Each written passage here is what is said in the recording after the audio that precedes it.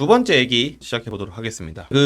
커뮤니티 일각에서 성범죄 무고 가이드 돌아다녀서 한번 난리 났던 거 기억하시는 분 있어요? 굉장히 충격 먹었어. 고소를 이런 방식으로 하면 상대방이 아무 짓도 안 했더라도 또는 합의를 했더라도 내가 그 사람 인생을 골로 보낼 수 있게 할 수 있다라는 그런 가이드라인이 돌아다니는데, 문제는 하나가 아니고 여러 개의 가이드라인이 있어요. 집단지성으로 이루어진 거더라고. 무고를 하는 가이드가 있다라는 믿기 어려운 현실. 목표가 있어요. 일단 이 사람들은 직장에서 잘리게 하거나 인생의 빨간존을 긋게 하거나 그냥 기분이 나빴기 때문에 이렇게 고소를 한 거예요. 자, 사과 증거가 만들어질 때까지 구슬려서 직접 사과를 해야 된다. 그러니까 이제 죄를 인정하게 해야 된다라는 거지. 그리고 실제로 무고죄를 회피하기 위한 굉장히 상세한 가이드라인이 또 있거든요. 그래서 합의를 처음부터 내가 직접 종용을 하면 안 되고, 그 다음에 뭐 녹취 관련된 가이드라인이라든지 이런 것들이 굉장히 자세하게 기록이 되어 있어요. 그래서 나중에 상대방이 무죄가 나오더라도 혹시 내가 무고를 당하지 않을까라는 이제 그 리스크를 회피하는 굉장히 영리한 가이드라인이에요.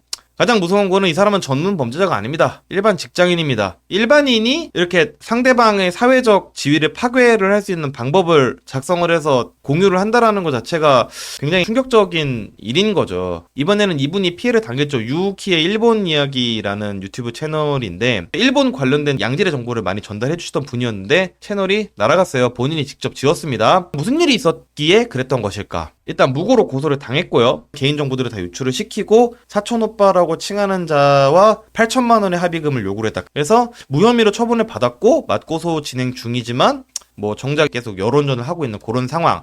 이거 보시면은 실제로 불송치 결정이 난 사건이에요.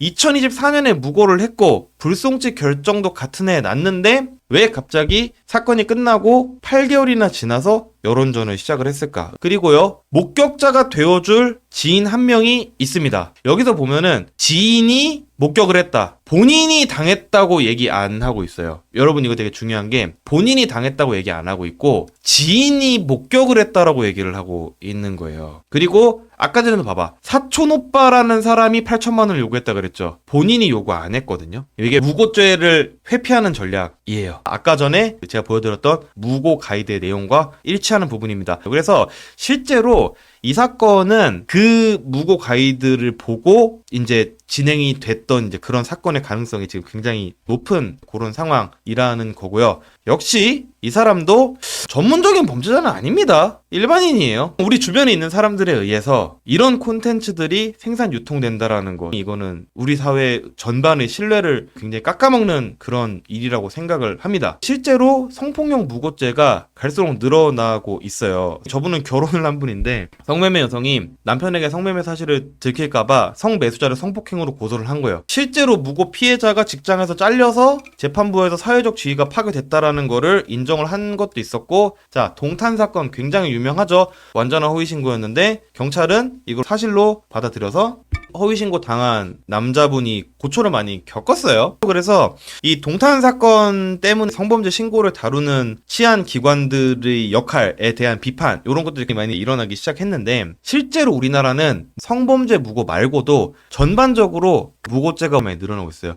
16년부터 20년까지 5년 동안 1000건 넘게 늘어났어요. 그러면 당연히 그 사이에 성범죄 무고 사건도 점점 늘어나겠죠. 이게 2014년까지밖에 자료가 없는데 지금 2017년에서 18년의 합 성폭력 무고 사건의 인원수는 1200명이에요. 그러면은 17, 18년이니까 그냥 반띵해도 600명일 거 아니야. 2014년에 148건이었어요. 2017년에 600건이라고 쳐봐. 어떻게 돼? 3년 만에 5배 늘어난 거예요. 드리고 싶은 말씀은 성폭력 무고 사건의 케이스 숫자가 이제 더 이상 유의미하지 않다라고 말할 수 있는 단계가 아니라는 거예요.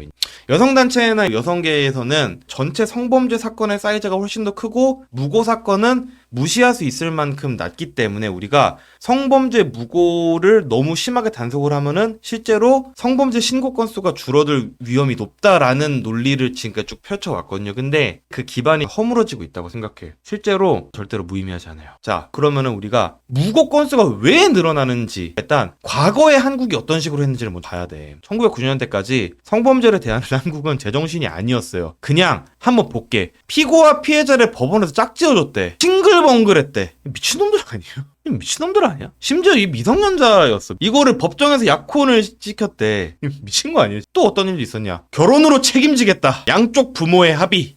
법원에서 결혼을 강요하던 시대가 끝나니까 이제 양쪽 부모가 합의를 해서 결혼을 시키기로 이제 했다라는 거죠. 지나가던 여고생을 승용차에 태워서 성폭행을 했는데 그 사람이랑 내가 결혼을 해야 돼. 미친 거 아니야, 진짜. 이거는 미친 거야. 정상이 아니야. 그냥 정상이 아니야. 이런 시대였었어요. 근데 이게 여기서 끝이 아니야. 전설적인 보도가 있었죠. 1997년에 성폭행을 당한 대학생이 스스로 목숨을 끊었는데 이 기자가 정조관념 어쩌고 얘기를 하면서 요즘 세태에 시사하는 바가 크대. 저분 어떻게 됐을까요? 1997년이었음에도 불구하고 저분은 엄청나게 욕을 얻어먹고 사과를 했습니다. 그러니까 이 성범죄를 대하는 과거 한국 사회의 인식이라는 게 굉장히 야만적이어서 우리 사회가 이거를 바꾸려고 엄청나게 많은 노력을 했죠. 그냥 과거의 성범죄는 그럴 수도 있는 일이었어. 남자가 그럴 수도 있지. 요즘 생각하면 말이 안 되잖아. 근데 옛날에는 진짜로 남자가 그럴 수도 있었다니까. 봐봐. 우리 진중권 씨도 저렇게 얘기했다니까. 박정희는 허리 아래를 문제 삼지 않았다고. 근데 요즘에는 그냥 쳐맞는 말이지. 완전히 요즘에는 성범죄자들은 사회생활 똑바로 못하는 그런 시대가 됐잖아요. 그렇기 때문에 정말로 무고가 아닌 이상 피해자 탓을 안 해. 이제는 가령 누가 성범죄를 당했어. 너가 옷을 그렇게 입고 다니고 그랬지 뭐 너도 그렇게 당할 만했어. 이렇게 말하는 사람 요새 있어요? 없어요. 요새는 나이 많은 사람들도 그렇게 얘기 안 해요. 그만큼 빨리 바뀐 거예요. 그렇기 때문에 실제로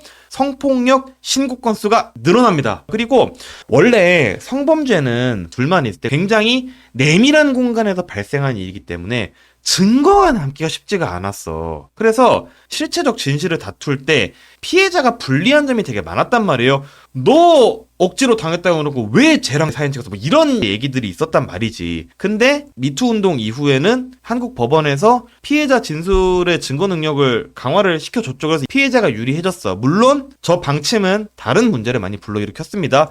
그리고 성인지 감수성 개념이 도입이 됐죠. 저 개념 하나만 가지고도 정말 뭐 완전히 지금 성별 간 대립이 굉장히 심한데 저 개념이 도입이 되면서 사건의 맥락에 대한 해석이 달라졌어요. 자, 가령 아까 전에도 제가 얘기를 했지만 너가 피해자라며.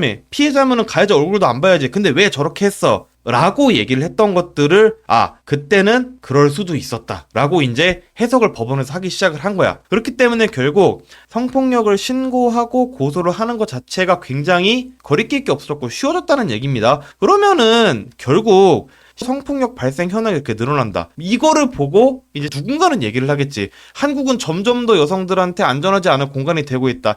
그렇게 볼 수 있을까? 저는 그렇게 볼 수 없다고 생각을 해요. 왜냐? 신고 건수가 늘어나면 당연히 거 건수가 늘어나겠죠. 그렇기 때문에 이 상관관계와 인과관계를 저는 좀 허투루 판단을 하면 안 될 것 같다라는 생각을 좀 하고요. 그래서 성폭력 발생 및 검거 현황, 즉 신고 건수가 늘어날수록 당연히 무고 사건은 자연스럽게 늘어날 수밖에 없게 됩니다. 이거는 그냥 너무 자연스러운 거예요. 그러니까 우리가 원래 사회의 진보라고 생각을 하는 것들이 원래 다 이렇게 명암이 있어요. 밝은 부분이 있고 어두운 부분이 있습니다. 그래서 실제로 어떤 행동을 범죄로 만든다라고 했을 때 그게 무조건 사람들이 그 행동을 안 하게 되는 효과만 있는 거는 아니에요. 그래서 사실 성폭력 무고는 뭐 제가 아까 전에 말씀드렸지만 전체 성폭력 건수에 비해서는 그 케이스가 많지는 않아. 그럼에도 불구하고 굉장히 심각하다고 볼 수 있죠. 왜냐? 무죄 판결을 받더라도 사회적으로 삶의 질이 훼손이 되잖아. 무죄 판결을 받더라도 훼손이 돼요. 이거는 우리가 너무 잘 알고 있지. 이거는 이유로 설명할 필요도 없는 거야. 과거에는 성범죄 피해자들한테 낙인을 찍었지, 사회에서. 너가 당할 만해서 그랬다. 너가 함부로 몸을 놀리니까 약간 요런 느낌인 거잖아요. 근데 이제는 그 방향이 반대가 됐지. 성범죄 피해자들에게는 이제 낙인을 안 찍으려고 사회가 노력을 합니다.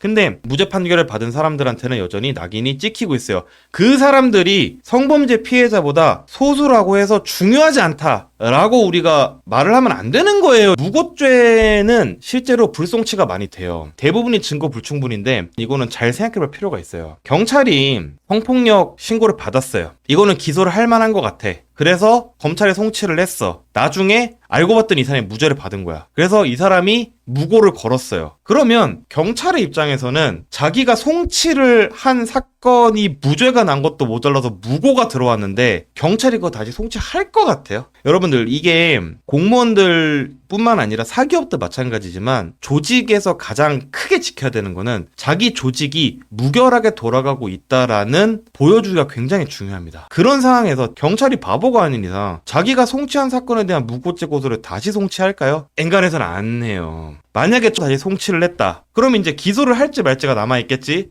검찰의 입장에서도 내가 기소를 했어. 무죄가 났네? 대한민국 검찰은 기소 한 번 하면 유죄율이 거의 99%입니다. 근데 그게 무죄가 났어. 무죄가 끝난 게 아니야. 무고죄 고소가 들어왔어. 그거 다시 기소할 것 같아요? 잘 안 해요. 그래서 무고죄가 고소가 들어왔을 때 실제로 송치가 되고 기소까지 다시 되는 거는 진짜 죄질이 나쁜 거예요. 그렇기 때문에 무고죄가 불송치가 많다라고 해서 그 무고죄 고소 들어온 것들이 다 남자가 2차 가해하려고 한 거다라고 말하는 건 정말 큰 문제가 있습니다. 성범죄 무고가 계속 이런 식으로 늘어나면 무슨 문제가 있냐면 선빵 필승이 되는 거예요. 왜냐? 일단 내가 피해자라고 선빵을 칩니다. 그러면 그 순간부터 나는 피해자가 되고 내가 실제로 피해를 입었는지 상대방이 무고하지는 않은지를 검증하려는 모든 시도는 그때부터 2차 가해라고 얘기를 하면 돼. 문제가 있어요. 우리가 교통사고가 나도 몇 대 몇인지 뭐 결론이 안 나서 한문철 씨를 부르더라도 몇 대 몇인지는 검증을 해봐야 돼요. 근데 이게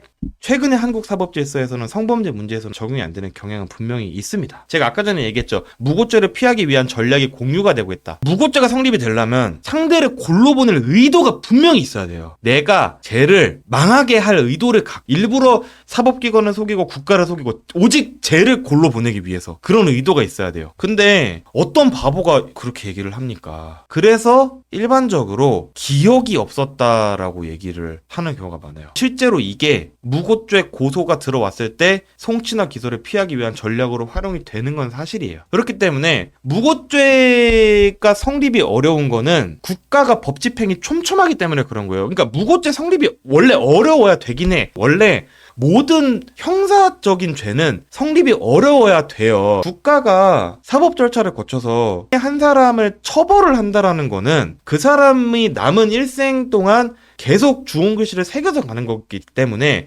굉장히 조심합니다. 그래서 우리가 사법적인 원칙을 얘기를 할 때 범인 100명을 놓치더라도 한 명의 억울한 사람이 안 생기도록 해야 된다라는 얘기가 있잖아. 그래서 무고죄가 성립이 어려운 이유는 국가의 법 집행이 굉장히 촘촘하기 때문이야. 나라가 자기 할 일을 하고 있기 때문이야.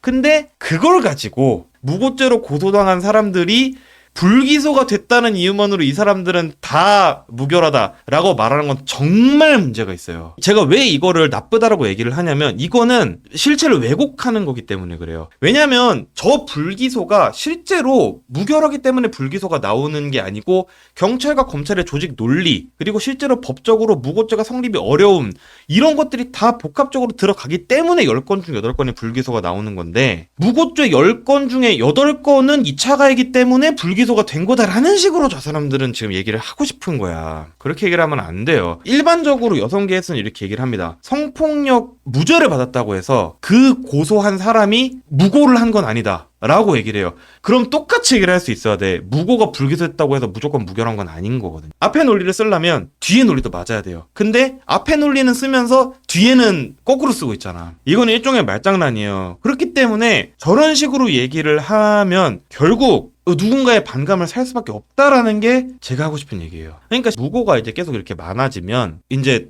무고에 대한 처벌 강화라든지 또는 무고죄 성립을 더 쉽게 하기 위한 그런 움직임들이 당연히 발생을 하겠지. 그러면 무고죄 성립을 쉽게 하기 위한 움직임이 발생을 해서 그게 실제로 입법에 적용이 되잖아요. 그럼 어떻게 되겠어? 성범죄를 실제로 당했더라도 신고를 하기가 다시 무서워지는 시대가 된다라는 거예요. 근데 문제는 이런 상황에서 비동의 간음죄 입법 시도가 계속 일어나고 있다라는 거죠. 자, 비동의 간음죄는 세계적인 추세라고 얘기를 하는데 뻥입니다. 저렇게 얘기하는 사람이 있으면 가서 허위사실이라고 여러분들은 말씀을 해주세요. 2025년 전 세계에서 11개 나라 그리고 미국의 50개 주 중에 11개 주에서만 도입을 했습니다. 세계적인 추세라고 보긴 조금 어렵지. 11개국이 주로 유럽에 있어요. 독일의 성범죄 유죄율은 8%입니다. 스웨덴은 36%예요. 중요한 건 독일과 스웨덴은 비동의 간음죄가 도입이 됐다 안 됐다? 된 나라다. 한국은 비동의 간음죄가 도입이 됐다 안 됐다? 안 됐다. 한국은 성범죄 유죄율이 90%입니다. 이상하잖아요. 비동의 간음죄가 도입이 됐으면 상대방이 내심으로 동의를 안 하면 싹 다 범죄가 돼야 되는데 독일은 왜 그럼 성범죄 유죄율이 8%밖에 안 돼? 비동의 간음죄 도입의 함정이라는 게 이런 데서 나오는 거예요. 비동의 간음죄라는 거는 실제로 일반적인 성폭력을 처벌하는 규정과 각 나라의 법규 실무에서 아무런 차이가 없어요. 왜 그러냐? 아무리 비동의 간음죄가 도입이 된다 그래도 사람의 내심을 어떻게 입증할 건데요? 입증 못 해요. 비동의 간음죄가 도입이 됐을 때 어떤 경우가 발생을 할 수 있냐면 합의하에 성관계를 했어요. 그리고 한 이틀쯤 지나 생각을 해봤더니 나는 기분이 나빠. 이 일방의 단순 변심만으로 법적 분쟁은 개시가 될 수 있습니다. 왜냐? 전 그때 동의 안 했는데요. 저는 사실 그때 동의를 안 하고 싶었는데 상대방이 가스라이팅을 해서 동의를 하는 척을 했는데요. 라고 말하면 그거 어떻게 입증할 겁니까? 그러면 증거재판주의는 무슨 소용이 있는 건가? 라는 생각을 할 수밖에 없는 거죠. 그렇기 때문에 우리가 폭력의 성립을 단순히 한 개인의 내심으로 판단하면 큰 문제가 생겨요. 왜냐? 입증을 못해요. 사람의 생각이란 걸 어떻게 입증하고 판단해서 어떻게 처벌해? 이거는 누가 억울하고 말고의 문제가 아니에요. 법이 불평등하게 적용이 된다라는 문제가 발생을 하는 거거든요. 그래서 무고죄 처벌을 강화하면 없어질 것이다. 저는 그렇게 생각 안 해요. 무고가 계속 늘어나는 이유는 무고죄 처벌이 약해서가 아니에요. 성립이 안 되는 경우가 너무 많아서 그렇죠. 형량의 문제가 아니고 죄가 입증되는 경우의 수 자체가 너무 낮아요. 근데 그렇다고 해서 만약에 무고 피해를 줄이겠답시고 유죄 판결이 났어. 그럼 그거를 무조건 무고로 간주한다는 식으로 간다고 생각해봐. 그럼 큰일 나지. 그러면은 그 법 체계는 완전히 무너지는 거죠. 난장판이 되겠지. 그러니까 두 방법 다 할 수가 없는 거예요. 우리가 아까 전에 싱글벙글 70년대의 한국 성범죄 재판 봤잖아. 지금은 그렇게 안 하죠. 왜냐? 시대가 바뀌었으니까. 그래서 법률도 바뀌었지. 법관도 바뀌었지. 사람과 법률은 시대가 바뀌면서 변합니다. 근데 법의 원칙이라는 거 있잖아. 이런 거는 변하지 말아야 되는 거거든요. 결국 성범죄 무고에 대한 두려움 역시 누군가 나한테 무고를 할 거라는 두려움보다는 법이 나를 공평하게 대하지 않는다고 생각을 하기 때문에 무고가 들어오는 거를 두려워하게 되는 거예요. 그렇기 때문에 법이 사람을 공평하게 대해야 돼요. 근데 이제 현대 사법체계에서 그렇게 돌아가지가 않죠. 한국 같은 경우에는 옛날에 너무 말도 안 되는 성범죄 판결들이 재판에서 있었기 때문에 실제로 지금은 아예 저울을 반대로 기울여 놨죠. 근데 이제 거기서 발생하는 불공평함이 요즘 시대를 살아가는 사람들에게는 일종의 정치적인 불만이 되는 그런 상황이 되는 겁니다. 저는 개인적으로 성인지 감수성 같은 비법률적인 개념은 재판에 사용되면 안 된다고 생각합니다. 법은 오소독스해야 돼요. 그런 촘촘한 법 집행이 저는 무고를 줄이는 그런 지름길이라고 생각을 하고 여러 번 얘기를 했지만 비동의 간음죄를 도입한 국가들의 성범죄 유죄율은 굉장히 낮아요. 그러니까 어떤 식의 법률을 도입하는지는 중요한 게 아니에요. 사법 절차가 개시됐을 때 그 사람을 어떻게 대하는지가 중요한 거지.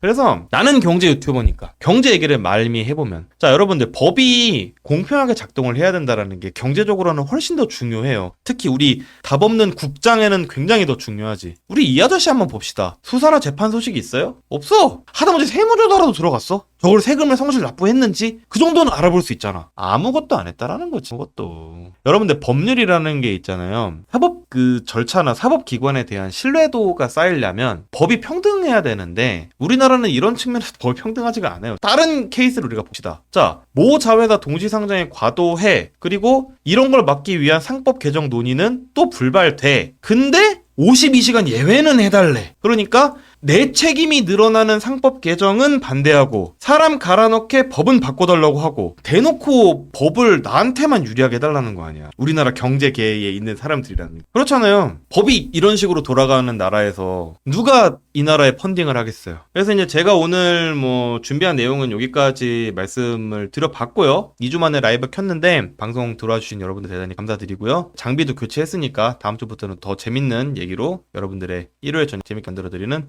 흰고 되도록 하겠습니다. 그럼 여러분 다음 주에 뵙겠습니다.